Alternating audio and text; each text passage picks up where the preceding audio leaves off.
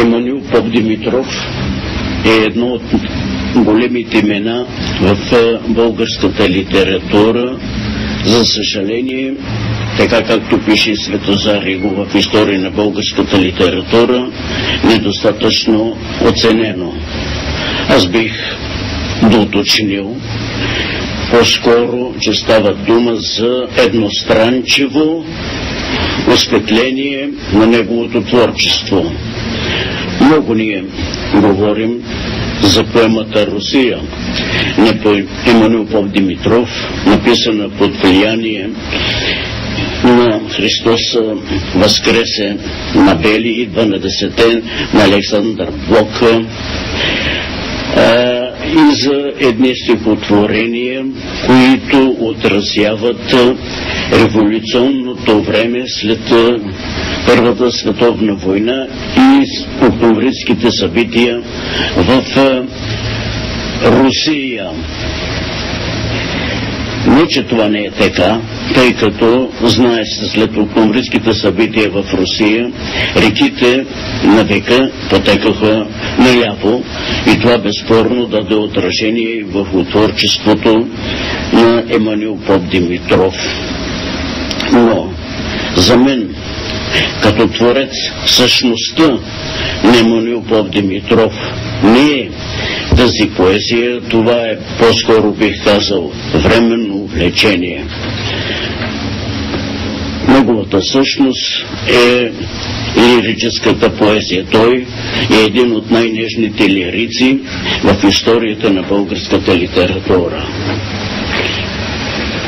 В българската литература той влиза в началото на 20 век. През 1905 година започва да излиза списанието Художник на Павел Генадиев. Това е братът на известният политик Никола Генадиев, редактирано от Симеон Радев и Александър Балабанов. В това списание е поместено стихотворението Нова и ден на Тодор Траянов, което стихотворение Иван Радославов, маститит литературен критик, а след това и други литературни критици приемат, че това е манифест на зараждащия се символизъм в България. В същото списание за пръв път се говори за големият руски поет Балмонт, един от родоначалниците на символизма в руската поезия. Той е представен от известният по-късно деец на ВМРО Христо Силянов, историограф на Македонската организация. В година втора, 1906 година, е поместено и първото печатно стихотворение на Емануил Попдимитров Орли. Впрочем, сътрудник на Орли е бил най-добрият приятел на Емануил Попдимитров Йотов и той именно дава стихотворението и е главният виновник за неговото отпечатване в Художник. Искам да се спра малко по-подробно за дружбата на Емануил Попдимитров с Константин Балмонт. В Октомврийската революция Константин Балмонт напуска Съветска Русия и става имигрант. През май месец 1929 година той идва в България. През цялото време на престоя му в България Константин Балмонт е придружаван от Емануил Попдимитров. На 7 май 1929 година Емануил Попдимитров го представя на публичното събрание в София и тук произнася едно възторжено слово. Той започва с това, че казва: днеска ние сме щастливи, че имаме възможност да се срещнем с най-големият руски поет Константин Балмонт.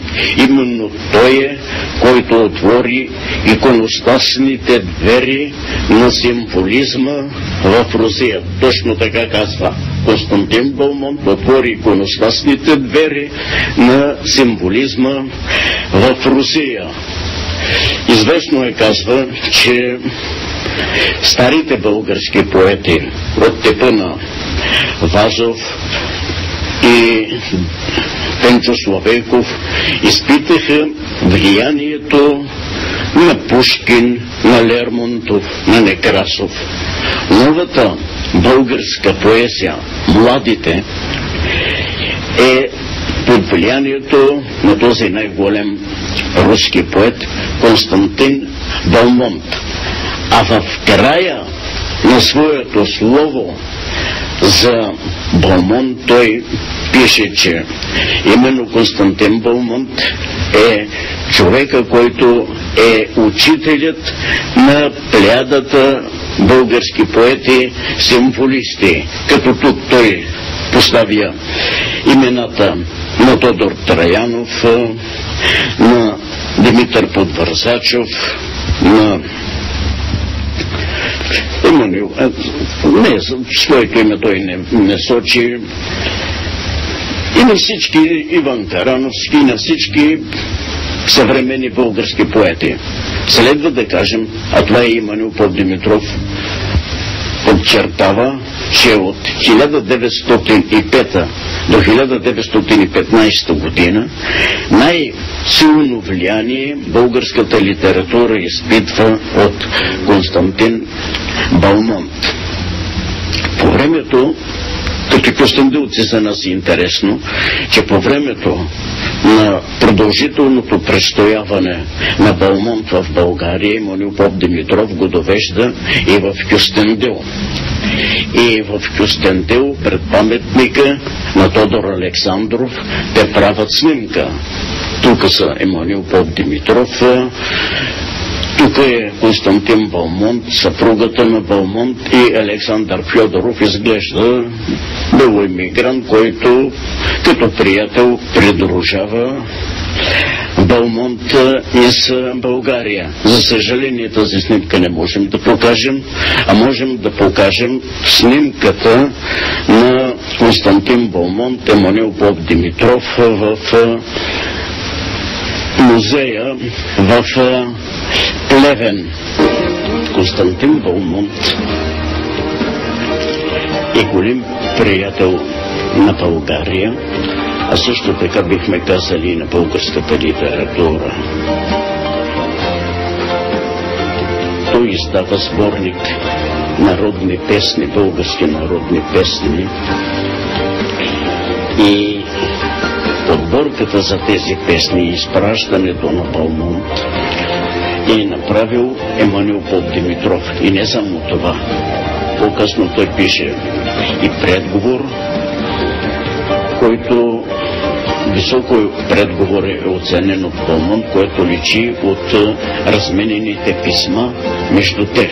След 29-та година между двамата се завързва една оживена кореспонденция, която е запазена. Емануил Попдимитров не случайно довежда Константин Балмонт и в родния кюстендилски край. Известно е, че българският символизъм изпитва най-големо влияние на руския символизъм. Действително, голема част от символистите, българските символисти са завършили в Германия. Такъв е примерно и Тодор Траянов, а самия Емануил Попдимитров не е учил в Русия, а във Франция. Но огромното влияние на Балмонт личи още от най-рано. В Кюстендил, още като ученик, Емануил Попдимитров завързва дружба с Николай Венетов, също като него